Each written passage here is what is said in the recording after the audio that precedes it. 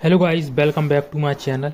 आज हम आपको बताएंगे आरआरबी ग्रुप डी रेलवे का फॉर्म फिलअप करके। तो सबसे पहले A to Z जानकारी जान लेते हैं। तो फॉर्म आपकी 30 तारीख से स्टार्ट हो चुके हैं। लास्ट डेट 2 मार्च है फॉर्म भरने की। जनरल और ओबीसी के स्टूडेंट के लिए फॉर्म फीस 500 है। बाकी SC ST और EBC economical backward class student और फीमेल और ट्रांसजेंडर के लिए 250 फॉर्म फीस है। फीस आपकी 100% रिटर्न हो जाएगी, इसमें दिया गया है। जनरल OBC के लिए 400 रिफंड हो गई। बाकी सभी स्टूडेंट के लिए फुल फीस रिफंड होगी 250 की 250। इसके बाद टोटल वैकेंसी जान लेते। टोटल वैकेंसी 22,195 है। एज आपकी 1 जनवरी 2026 से काउंट की जाएगी। 18 से 33 साल स्टूडेंट हैं यदि तो अप्लाई कर पाएंगे। एज रिलैक्सेशन में ही इसमें लगा सकते हैं। जो भी किसी की स्टूडेंट 36 साल तक इसमें अप्लाई कर पाएंगे। इस तरह SC ST। तो इसमें वैकेंसी जान लेते हैं। तो टोटल वैकेंसी जो है वो 10-12 कैटेगरी में डिवाइड की गई है, जिसमें postman, assistant trackman, assistant bridge, trackman maintenance, जिसमें सबसे ज़्यादा ट्रैकमैन की पोस्ट हैं 11,000। तो केवल आपको एक फॉर्म भरना है और इन सभी में ऑटोमेटिक अप्लाई हो जाएगा। इसमें 10th पास यदि आप हैं तो अप्लाई कर पाएंगे। ITI पास है तो अप्लाई कर पाएंगे। यदि आपने अप्रेंटिस की है तो उसका आपको अलग से लाभ मिलेगा। तो अब बने रहे वीडियो में, हम आपको A to Z जानकारी बताएंगे। तो सबसे पहले हम आपको ये बता दें कि आपको क्या क्या इम्पोर्टेंट जानकारी, मतलब क्या क्या इसमें लगना है, ID प्रूफ क्या क्या लगना है, या आपको मार्कशीट कौन कौन सी लगनी है। तो अब सबसे पहले हम वही बात करते हैं। तो सबसे पहले आपके लिए फ़ोटो सिग्नेचर, फ़ोटो आपकी लाइव अपलोड होगी, सिग्नेचर अपलोड होंगे, आधार कार्ड का नंबर अपलोड होगा, 10th की मार्कशीट के नंबर अपलोड होंगे और कास्ट सर्टिफिकेट का नंबर अपलोड होगा, XY डेट उसकी डेट अपलोड होगी। यदि PWD डिसेबिलिटी सर्टिफिकेट है आपके पास तो वो अपलोड होगा। एक सर्विसमैन है तो उसका सर्टिफिकेट की डिटेल अपलोड होगी। तो आपके पास जो भी डिटेल है वो इसमें नॉर्मली अपलोड होगी।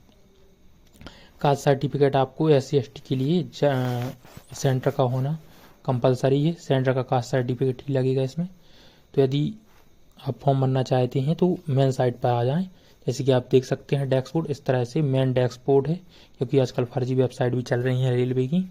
तो आपको मेन साइट डिस्क्रिप्शन में लिंक दे दूंगा, तो वहाँ से आप आ जाएंगे।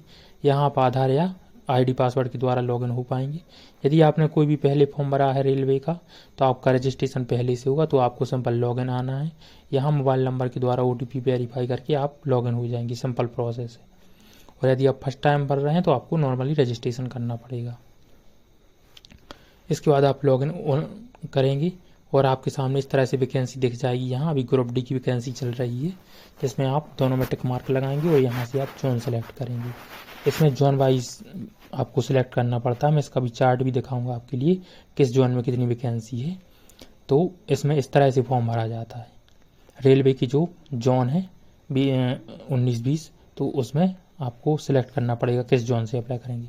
सबसे पहले इसकी सैलरी जान लेते हैं। तो सैलरी आपको इन हैंड 32-33 हज़ार स्टार्टिंग रहेगी। नॉर्मली 32,000, 31-32 हज़ार आपको इन हैंड होगी। इन हैंड मतलब पर मंथ आपको इतनी हाथ में आएगी। और जब तक ये वैकेंसी कंफर्म होगी जब तक 8th पे लग जाएगा तो आपकी वैकेंसी जो सैलरी आपकी इन हैंड 44 और 43 की अप्रॉक्स पहुंच जाएगी कंफर्म। तो इस तरह से मैंने स्क्रीन पर दिखा दिया आपके लिए किस तरह से आपको सैलरी काउंट करना है।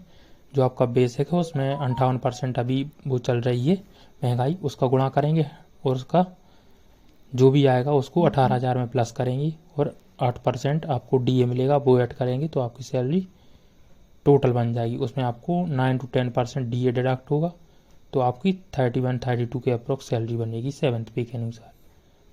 तो इस हिसाब से आप भी निकाल सकते हैं। 8th पे में आपको 44 के अप्रोक्स 45-44 इतनी ही बनेगी। तो मेन जानकारी हम नोटिफिकेशन से देख लेते हैं, जो भी जानकारी इंपॉर्टेंट है। अब हम चार्ट आपको दिखा दिया, इसमें आप देख पाएंगे कि सबसे ज़्यादा वैकेंसी कहाँ है। जो रेड जोन है उनमें सबसे ज़्यादा वैकेंसी है, बाकी ग्रीन जोन में कम वैकेंसी। तो आप यहाँ कैटेगरी वाइज देख सकते हैं, UR ST OBC EWS और साइड में टोटल वैकेंसी दी गई है। तो आप जिस भी जोन से भरना चाहें भर सकते हैं। सबसे ऊपर वाला जोन चंडीगढ़ है, जो न्यू दिल्ली NR है। उसके नीचे मुंबई जोन है, सॉरी मुंबई WR मतलब कि अहमदाबाद जोन है। और नीचे वाला जो है मुंबई CR ये है मुंबई जोन। तो हम आपको फिलअप करके दिखाएंगे new Delhi NR Chandigarh zone. तो इसे हम चंडीगढ़ जोन बोलते हैं या न्यू दिल्ली NR भी बोलते हैं। तो इसमें हम आपको अप्लाई करके बताएंगे। टोटल वैकेंसी आप देख पाएंगे स्क्रीन पर कितनी है, दोनों में टिक मार्क लगाएंगे। यहाँ आपको चंडीगढ़ जोन सेलेक्ट करना है क्योंकि यहाँ न्यू दिल्ली नहीं आता है, तो जोन वाइज भरा जाता है इसमें फॉर्म, इसलिए। तो यहाँ हम देख लेते हैं चंडीगढ़ जोन कहाँ आ रहा है। आपको ध्यान से भरना है क्योंकि एक बार आपने इसमें अप्लाई कर दिया तो फिर आप दूसरे किसी मतलब डबल फॉर्म नहीं भर सकती, या इस जोन से भी भर दो या अलग जोन से भर दो, केवल एक ही जोन से आप फॉर्म फिलअप करवाएंगे। तो हम चंडीगढ़ जोन सेलेक्ट करते हैं और नेक्स्ट करते हैं। अब आपको फॉर्म भरना स्टार्ट होगा यहाँ से, तो आपके लिए नेक्स्ट करना है। आपकी जो भी जानकारी आपने पहले फिलअप की होगी वो ऑटोमेटिक यहाँ आ जाएगी। Personal detail, other detail, education qualification, photo upload, preference select करना। इस 6 स्टेप में आपको फॉर्म डन करना। तो हमारी सिंपल डिटेल आ चुकी है, नेम, फादर्स नेम वगैरह और डेट ऑफ बर्थ। अब आपको merit status, reason, mother tongue language ये आपको सिलेक्ट करना है। उसके नीचे आएंगे आप तो यहाँ आपको जो भी कैटेगरी है वो आपको सिलेक्ट करना है। जैसे हम जनरल सेलेक्ट करेंगे तो कुछ नहीं, बाकी SC ST OBC सेलेक्ट करेंगे या EWS तो आपको यहाँ कास्ट सर्टिफिकेट की डिटेल डालनी पड़ेगी। कास्ट सर्टिफिकेट में सब कुछ दिया गया होगा। आप दोनों प्रेजेंट एड्रेस और परमानेंट एड्रेस डाल दें, दोनों सेम है तो यहाँ टिक मार्क लगा दें कि एड्रेस भर के दोनों सेव हो जाएंगे। आपको नेक्स्ट पर आ जाना है। इसके बाद आप एक्स सर्विसमैन है तो हाँ करें, वरना नो कर दें, हम नो कर देते हैं। यदि यहाँ करते तो आपको सिंपल उसमें से डिटेल डालनी पड़ेगी। उसके बाद नीचे आएंगे यहाँ EBC का मतलब होता है यदि किसी परिवार की इनकम जो है 50,000 से कम है तो वो ये डिटेल भर सकता है। तो यदि आपके पास ही 50,000 से कम का आय है, और ये फ़ायदा उनको मिल जाता है जैसे जनरल स्टूडेंट है बॉय और जनरल का OBC का है तो उनकी 500 जो फीस लगनी है, तो वो यदि आप EBC भरते हैं डिटेल तो आपको 250 फॉर्म फीस लगेगी। ये आप बिल्कुल ज़रूर याद रखें। यदि आप जनरल के स्टूडेंट हैं तो आप जिन को 500 फीस लगनी है यदि वो ए फॉर्म भर देते हैं EBC, यदि उनके पास है 50,000 से कम का इनकम सर्टिफिकेट तो आपको ये डिटेल भरनी है उसी में से सब कुछ। तो आपको फॉर्म फीस 250 लगेगी और 250 की 250 रिफंड होगी। ये सबसे इम्पोर्टेंट जानकारी।